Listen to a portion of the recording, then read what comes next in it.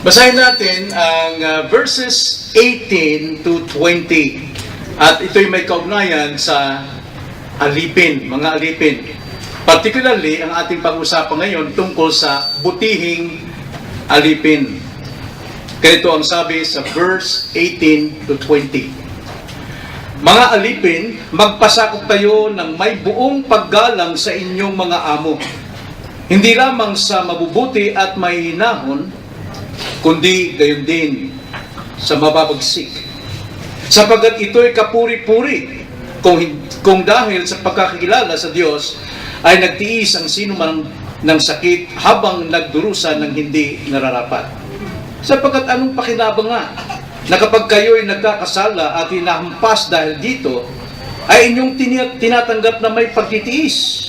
Ngunit kung kayo'y gumagawa ng mabuti at kayo'y nagdurusa dahil dito at inyong tinatanggap na may pagtitiis, ito'y kalugod-lugod sa Diyos. Tayo manalangin.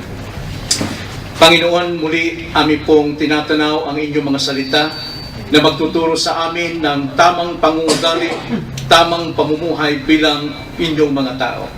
Tulungan niyo kami na amin pong maunawaan ang paksang ito na nais pong ipahayag sa amin ng inyong banal na kasulatan na may kaugnayan po sa mga alipin. Nawa, ipakita niyo sa amin ang kahulugan nito sa aming pong mga buhay. Ito, aming dalangin sa pangalan ng Panginoong Hesus. Amen. Dito sa ating binasa, ayon sa kalagayan ng pagkakasulat ni Pedro, ang alipin dito ay hindi ibig sabihin ng slave o isang alipin na binili o isang alipin na parang bilanggo, kundi isang household slaves. Ibig sabihin katulong. Ito ay lingkod, isang alipin sa tahanan. Ang mga alipin ito ay lumalarawan sa mga doktor, sa mga nurses, sa mga engineers, sa mga teachers, sa nurse, o maging sa mga housemaids. Tumutukoy ito sa lahat ng tao bilang mga Kristiyano, tayo ay alipin. Meaning to say, hindi po alipin as a slaves, kundi tayo'y sa modernong panahon, empleyado. Lahat tayo ay mga lingkod o empleyado at tayo ay maaring tawaging alipin. So ang alipin dito ay isang lingkod. Kung kayo ay nagtatrabaho, hindi kayo papasok sa inyong employer para magpakalipin. Di ba? Kundi tayo ay magtatrabaho ron bilang lingkod. At kung kayo naman ang amo, hindi kayo kukuha ng inyong employer para inyong alipinin. Kundi kayo ay naghahanap ng empleyado para kayo ay paglingkuran sa inyong business. Kaya sa kontekstong ito, majority sa mga sinulatan ni Pedro ay mga slaves. Now, sila ay dating mga slaves ng Romano. Sila ay mga binili. Mga alipin talaga. Mga aliping walang pangalan. Subalit, ngayon, sila ay mga aliping miyembro ng iglesia. Kaya hindi na sila slaves. Pero sa panahon ito, mayroong 60 million slaves ang mga Romano sa time na ito. Ang turing ng mga Romano sa mga alipin ay mga bagay, thing. Hindi sila persona, hindi sila tao, kundi isang kasangkapan, pag-aari, isang bagay lamang. Bagamat sa mga Romano ay minamahal nila ang kanilang mga slaves. At minsan itinuturing nila itong kasama ng bahay, pero nananatiling walang pag-aari maging ang kanilang sarili. Kaya sinasabi ng mga Romano, kami ang Panginoon, dapat sila ang maglingkod sapagkat sila ang mga alipin. Ngunit pagdating sa Kristyanismo, nagbagong lahat. Nagbagong lahat. Bawat isa ngayon ay mahalaga sa mata ng Diyos. It's a good news. Napakagandang balita ito sapagkat pagdating sa iglesia, giba na ang mga social barrier sa pagitan ng mga alipin at sa mga citizens of the Roman Empire. Wala na yung barrier na ito. Pareho na silang pantay sa harapan ng Diyos sa iglesia. Sa katunayan, ang pangalang Callistus, isa siya sa mga unang bishop ng Rome. At itong si Callistus ay isang alipin. Kaya nga posible, sa mga alipin sa time na ito yung magiging chairman of the board at ang miyembro ay ang kanilang amo na miyembro din ng iglesia. Kaya nga, sumulat si Pedro sa mga alipin ito dahil baka gamitin nila ang advantage na ito porque sila ay malaya na kay Kristo ay hindi na silang maglingkod sa kanilang pinapanginoon. Kaya yun ang layunin ni Pedro. The last time, pinag-aralan natin, bawat Kristiyano dapat nagpapasakop sa gobyerno. Ngayon naman, bawat Kristiyano na alipin ni Kristo ay dapat nagpapasakop sa kanilang employer, sa kanilang amo, sa kanilang pinapanginoon dito sa lupa. Kaya nga, sumulat si Pedro upang sila ay turuan at balaan na huwag nilang gamitin ang kanilang kalayaan para gamitin sa kanilang pansariling kapakanan. Now, ang butihing alipin o lingkod ay nagpapatuloy sa kanyang pagpapasakop. Nagpapatuloy sa kanyang pagiging kapuri-puri at nagpapatuloy sa kanyang pakinabang. Yan po ang ating paksa. Maaari tayong magiging butihing empleyado. Maaari tayong maging mabuting alipin.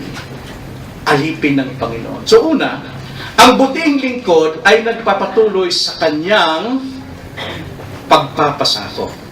Ang sabi sa verse 18, mga employee, i-modern natin, mga employee, mga alipin, magpasakop kayo ng may buong paggalang sa inyong mga amo. Hindi lamang sa mabubuti at mahihinahon, kundi gayon din sa mababagsik. Now, panawagan dito ni Pedro sa mga alipin na ngayon Kristiyano, alipin na ng Panginoon.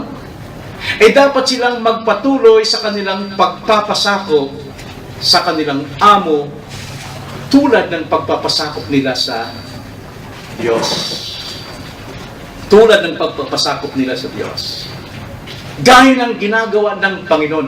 Ang model nila sa isang pagiging alipin, walang iba kundi ang ating Panginoon.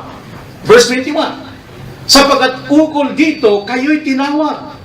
Sapagkat si Kristo man ay nagdusa alang-alang sa inyo, na kayo'y iniwanan ng halimbawa upang sumunod kayo sa kanyang mga yapak.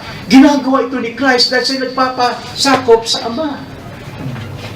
At ito'y walang hanggan, kundi ang ating tungkulin as an employee ay dapat tayong mag-submit sa ating boss dahil sa katotohanan tayo alipin ng Diyos. Now, dito nasa isipan ni Pedro ang panawagan na bawat alipin ngayon na miyembro ng iglesia, sila ay dapat tumulad sa Panginoon kung paanong ang Panginoon ay nagpasakop. Paano natin makikita ito? Well, matutulungan tayo sa aklat ni Pablo sa Filipos chapter 2. Papaanong nagpasakop ang Panginoon bilang isang alipin, bilang isang lingkod. Verses 5 to 8. Itong panawagan ni Pablo, magkaroon kayo sa inyo ng ganitong pag-iisip na kay Kristo Jesus din naman. Ano yung pag-iisip na yun? Bilang mga alipin, bilang mga empleyado. Na siya, pagamat nasa anyo ng Diyos, ay hindi niya itinuring na isang bagay na dapat panghawakan ang pagiging kapantay ng Diyos, kundi hinubaran niya ang kanyang sarili at kinuha ang anyong alipin na naging katulad ng tao. At palibasa ay natagpuan sa anyo ng tao, siya ay nagpakababa sa kanyang sarili at naging masunurin hanggang sa kamatayan, maging sa kamatayan man sa krus. Ito ang nasa pananaw ni Pedro nung sulatan niya ang mga aliping membro ng iglesia, na inyong pagiging pagpapasakop sa inyong amo ay dapat naroon sa kababaan tulad ni Kristo. Hanggang kamatayan ay dapat hindi umiral ang anumang pagmamatay. Kaya ang salita rito, ang turo ng salita ay nasa participle, continuous, pagpapatuloy. At ang sabi pa rito sa ating text, paano magpapasakop? Magpasakop kayo ng may buong paggalang. Buong paggalang, ang ibig sabihin, maging mabuti ka at tapat na masunurin. Yun po ibig sabihin ng buong galang. Layunin dito ni Pedro na huwag nilang kalimutan na sila'y mga lingkod ng Diyos. Dahil baka akalain nila, isipin nila, malaya na kami, hindi na kami dapat parusahan. Kami malaya na, magagawa na namin ang aming gusto. Ang sabi ni Pedro, buong galang. Saan? Buong galang sa mga mabubuti at mahinahon, kundi gayon din sa mababagsik. Doon ang paggalang. Pag sinabing buong galang doon sa mga mahinahon, na mahinahon dito sa English ay gentle, hindi ibig sabihin na siya'y malambot, yung amo ay malambot. Dahil kung ang amo ay malambot sa time na ito, tatapak-tapakan lamang siya ng mga slaves, ng mga alipin. Kundi ang ibig sabihin dito na gentle, kind and gentle, ibig sabihin, yung mga among Kristiyano na patas sa pakikitungo, makatarungan ang kanilang pagtingin sa kanilang mga empleyado. At ganon din, ang kanyang paggalang ay maging doon sa mga mabagsik, mga hindi Kristiyano, mga walang pakialam sa pagkatao ng isang alipin, dahil ang turing ng mga Romano ay a thing, bagay lamang at hindi persona. At mayroon din Kristiyano mabagsik, hindi marunong tumanaw ng karapatan ng isang kapatid sa Panginoon. Ang turing lamang niya ay empleyado lang, alipin lang. Pero ang sabi ni Pedro rito, magpasakop kayo ng buong galang. Bakit? Muli, tignan natin ang sinabi sa Colossus chapter 4. Bakit iniutos ito? Well, naniniwala ko, ito rin na nasa isip ni Pedro. Ang sabi sa Colossus chapter 4 verse 1, mga Panginoon, pakitunguhan ninyo ang inyong mga alipin ng matuwid at makatarungan, yamang nalalaman ninyo na kayo man ay mayroon ding Panginoon sa langit. Itong mga mababagsik na amo, akala na sila yung pinuno, sila yung amo, sila yung nagpapasweldo, sila yung nagpapakain ng kanilang mga empleyado, kaya wala siyang pakialam sa kanilang karapatan. Pero ang sabi ni Pedro at ni Pablo, magpasakop ka pa rin dahil sila'y mananagot sa kanilang Panginoon. Walang iba kundi ang Diyos, ang Panginoong Diyos. Kaya nga itong sabi ni James sa mga amo, sa mga mayayaman. Tingnan nyo ang sabi ni James, chapter 5, verses 1 to 5. Ang sabi ni James, halika kayo ngayon, kayong mayayaman, tumangis kayo at magluhol dahil sa mga kahirapan na sa inyo'y darating ang kahirapan. Ang inyong mga kayamanan ay bulok na, at ang inyong mga damit ay kinakain na ng bukbok. Ang inyong ginto at ang inyong pilak ay kinakalawang na, at ang mga kalawang na mga ito ay magiging patutuo laban sa inyo. At gaya ng apoy ay lalamunin nito ang inyong laman. Kayo'y nag-iimbak ng mga kayamanan para sa mga huling araw. Verse 4, tignan ninyo, ang sahod ng mga manggagawa na gumagapa sa inyong mga bukid na inyong pinagkakait ay umiiyak. Hindi pinapasahod. Kulang kung magpasahod, umiiyak sila. At ang pag-iyak ng mga umaani ay nakarating sa pandinig ng Panginoon ng mga hukbo. Kayo'y namuhay na may pagpapasasa sa ibabaw ng lupa, at namuhay kayong may karangyaan. Pinataba ninyo ang inyong puso sa araw ng katayan. Yan ang sinabi ng banal na kasulatan sa mga lingkod, sa mga empleyado. Kung masama man, mabagsik man ang inyong amo, walang takot sa Diyos, hayaan mo ang Diyos ang magpataba sa kanila, sa kanilang katayan. Kaya, as a Christian, kailangan tayo maging submissive. We have to be continue in submission. Sapagkat hindi yan nababaliwala ng Diyos. Nakikita ng Diyos yan kung paano magpasahod yung mga mayayaman. So, ang unang tungkulin ng isang alipin ay magpatuloy saan? Sa pagpapasako. Verse 18. Ngayon naman, ikalawa, ang butihing lingkod, hindi lamang nagpapasako, kundi patuloy na maging, kapuri-puri. Kapuri-puri. Verse 19. Ang sabi diyan, sapagkat ito'y kapuri-puri, kung dahil sa pagkakilala sa Diyos ay nagtiis ang sino man ng sakit habang nagdurusa ng hindi nararapa. Now, ang konteksto nito, nasabi dapat maging kapuri-puri ka kahit ikaw ay nagtitiis dahil sa pagdurusa sa mga pahirap sa iyo kahit hindi ka dapat. Mali. Pero, magpatuloy ka pa rin kapuri-puri. Yun ang sinabi ni Pedro. Kapuri-puri, hindi sa tao, kundi sa Diyos. Sapagkat ang sabi dyan, sapagkat ito'y kapuri-puri kung dahil sa pagkakilala sa Diyos. Hindi tayo kapuri-puri sa mata ng tao. Pero kung tayo nagtitiis, nagtatrabaho tayo ng buong puso dahil tayo'y lingkod, alipin ng Diyos, tayo naglilingkod sa trabaho natin, mahirap man, pero ang puso natin ay magaang dahil alam natin na ang ating paglilingkod, bagamat nasa tao, ito'y para sa Diyos. Ito'y kapuri-puri sa Diyos. Kaya tingnan nyo, basahin natin uli yung Colossians chapter 3. Colossians chapter 3. Basahin natin ang verse 22 to 23. Ang sabi rito, mga alipin, sumunod kayo sa lahat ng mga bagay sa mga Panginoon ninyo sa lupa. Hindi naglilingkod kung may tumitingin na gaya ng pagbibigay lugod sa mga tao, kundi sa katapatan ng puso na may takot sa Panginoon.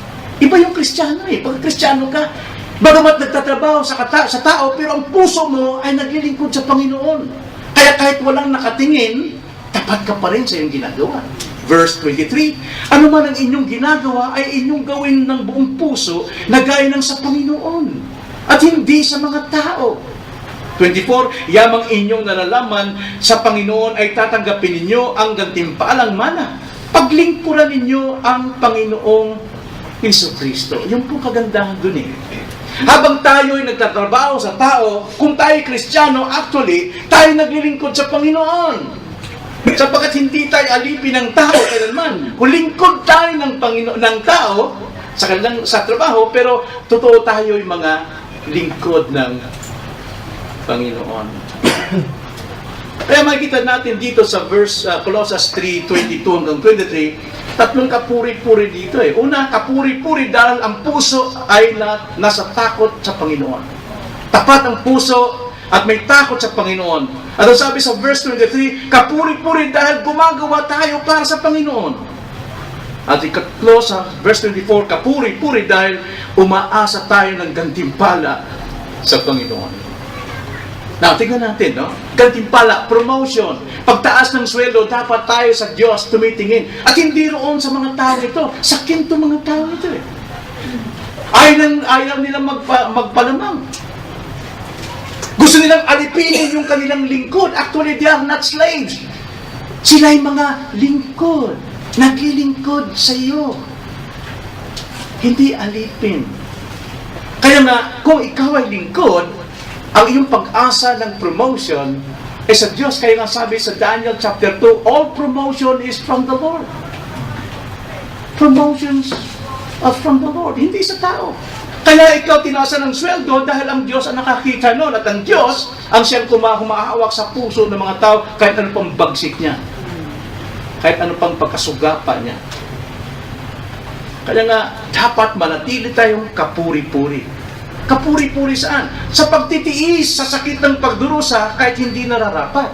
Hindi mo sabi sa verse 19? Pagtitiis sa pagdurusa kahit hindi nararapat? Bakit? Ano pong ibig sabihin nito?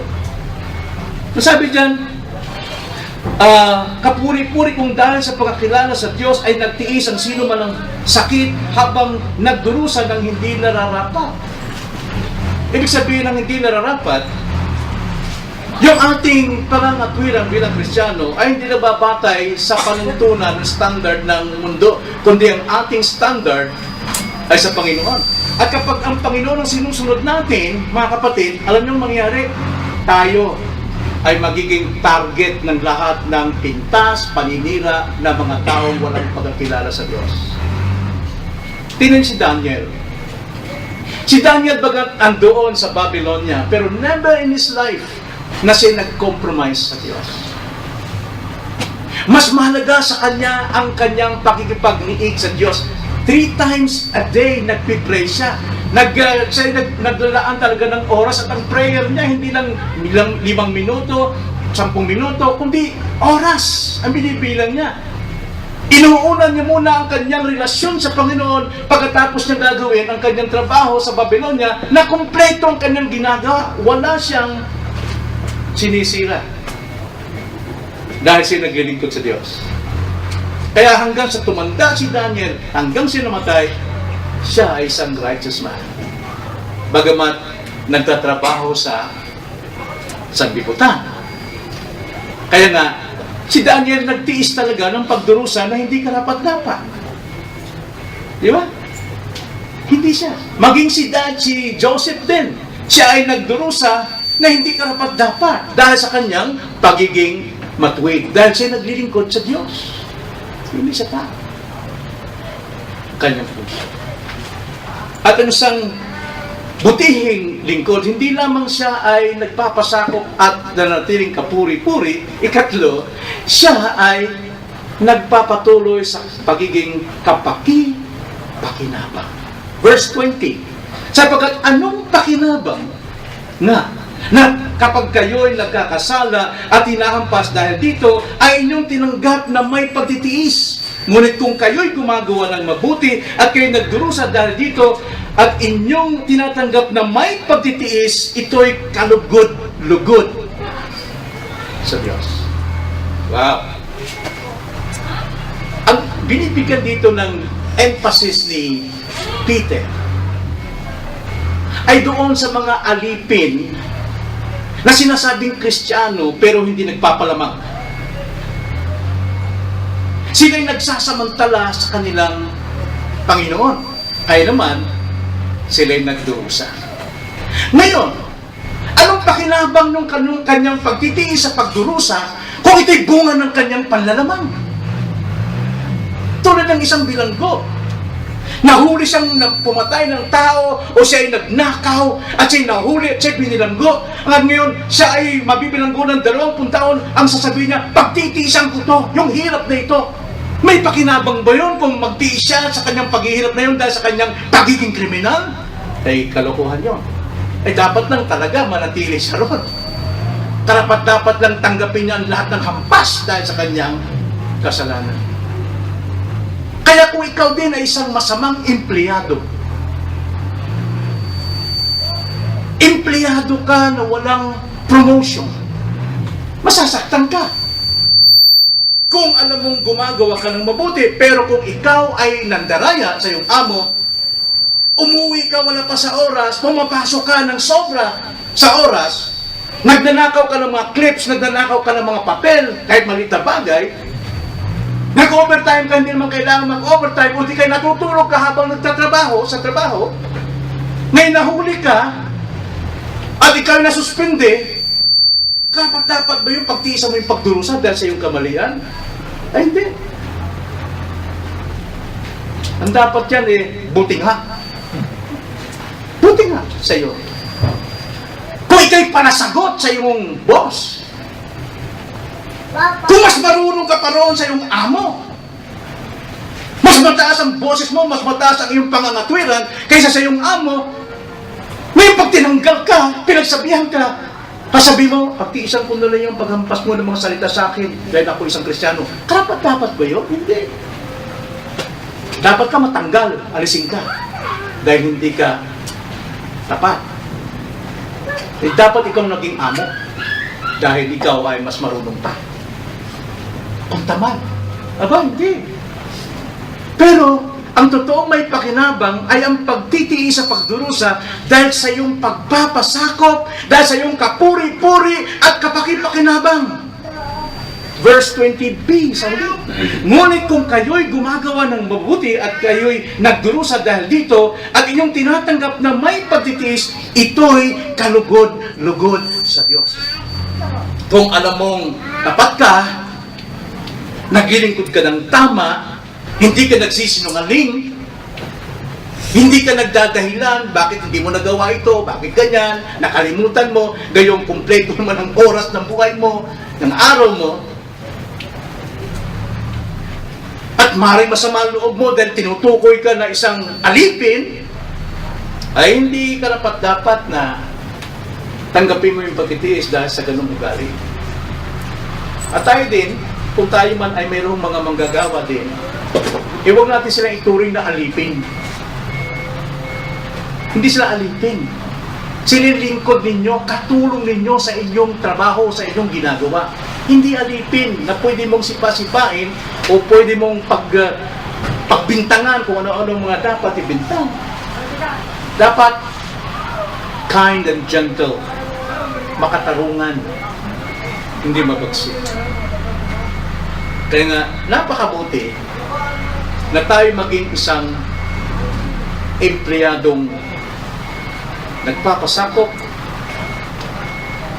kapuri-puri, at pakinabang.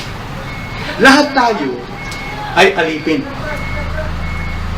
Lahat tayo ay empleyado sa modernong salita. Kahit amo ka, empleyado ka pa rin ng Panginoon. Kahit ako pastor, empleyado rin ako ng Diyos. Hindi ako empleyado ng tao. Kaya wala akong dapat tanawing utang na loob sa tao. Dapat ang utang na loob ko sa Diyos. Kailangan ko lang magpasalamat sa tao, pero hindi tumanaw ng utang na loob. Kaya ayaw ko ngang para sa akin, no, na ituring ako na parang empleyado ng, naalala ko doon nandun pa tayo sa ng Pentecostal pa, mayroong isang membro doon, kilala niyo yun, taga Virabel, si Amor, no? Pinahirap sa akin yung sasakyan, pero ginagawa niya akong boy, nawala yung galang niya. Umutusan ako, pastor, ano ba naman yung ginagawa mo? Bakit hindi mo pinarada doon? Ba, sabi ko, iyon na yung sasakyan. Akin yung aking tungkulin. Manatili tayong hiwalay. Maggalangan tayo sa isa. Inagalang kitang miyembro, minamahal kitang miyembro, pero igalang mo din naman ko, mahalin mo bilang iyong pastor. Mas mabuti wala kong utang na loob na tinatanaw kanino man, kundi maliban sa Panginoon. Dahil lahat ng dumating sa akin, mula sa Panginoon. Lahat tayo lingkod ng Panginoon. Kaya muli kong babasahin yung Colossus, chapter 3, verse 18. Para paalala sa atin, lahat tayo ay mga empleyado ng Diyos, kaya ito ang ating dapat maging buhay. Colossus 3, verse 18 to chapter 4, verse 1. Ano sabi? Mga babae, mga babae pala, pasakop kayo sa inyong asawa. Ibig sabihin, kayo'y lingkod. Kayo'y lingkod ng inyong asawa. Gaya ng nararapat sa Panginoon. Kaya mo minamahal ang iyong mister. Hindi dahil gwapo siya, hindi dahil may pera siya, kundi dahil ikaw ay Kristiyano. Nagmamahal ka dahil kay Kristo. Mga lalaki, ibigin ninyo ang inyong asawa at huwag kayong maging malupit sa kanila. Ganon din ang mga kalalakihan. Mga anak, sumunod kayo sa inyong mga magulang sa lahat ng mga bagay sapagkat ito'y nakalulugod sa Panginoon. Hindi nakakalugod ang sumasagot-sagot, nagbingi-bingihan kapag kinakausap. Hindi kalugod-lugod yan. Ikaw ay lingkod pa rin. Mga ama, huwag ninyong ibunsod sa galit ang inyong mga anak, baka manghina ang loob nila. Ano ibig sabihin nun? Alam nyo, kayo tatay, kung kayo'y mapagbigay sa inyong mga anak sa luho, natutuwa yan, mga anak. Sobra kayo sa luho. Pero kapag kayo nagsobra naman sa paghigpit, huwag mo na ngayon, walang Jollibee ngayon. Anong sasabihin ng anak mo? Galit yan! Dahil sobra ka sa luho at mahigpit ka rin, kapwa mo binubunso ng galit ang iyong anak. Dapat maging patas, maging mahabagin. Kailan nakapakita yan? Kailan natuturo na dapat maging patas? Family devotion. Doon mo tuturuan ang anak mo. Hindi tayo pupunta ng Jollibee dahil magsasayang araw ng Sunday ngayon. Kailangan pa rin tayo nangingilin sa Panginoon. Kung mayroon tayong pera, may pagkakataon itong tayo pupunta. Pag yan ang pinapaliwanag nyo, kahit hindi ka magyaya, ang bata masaya. Masaya. 22, mga alipin. Sumunod kayo sa lahat ng mga bagay sa mga Panginoon ninyo sa lupa. Hindi naglilingkod kung may tumitingin na gaya ng pagbibigay lugod sa mga tao. Kundi sa katapatan ng puso na may takot sa Panginoon. Ano man ang inyong ginagawa ay inyong gawin ng buong puso na gaya ng sa Panginoon at hindi sa mga tao. Yamang inyong nalalaman na sa Panginoon tatanggapin ninyo ang gantimpalang mana. Paglingkuran ninyo ang Panginoong Hesukristo. Sapagkat ang gumagawa ng masama ay pagbabayarin sa kasamaang kanyang ginawa at walang itatanging tao. Sino? Ang Diyos. Mga Panginoon o mga amo, pakitunguhan ninyo ang inyong mga empleyado ng matuwid at makatarungan, yamang nalalaman ninyo na kayo man ay mayroon ding Panginoon sa langit na inyong pananagutan. So panatilihin natin mga kapatid ang tatlong katangian ito bilang mga empleyado. Amo ka man o manggagawa ka man, ano man ang iyong trabaho sa lupang ito, panatilihin natin ang maging mapagpasakop, kapuri-puri, at kapaki-pakinabang. Tayo na lang.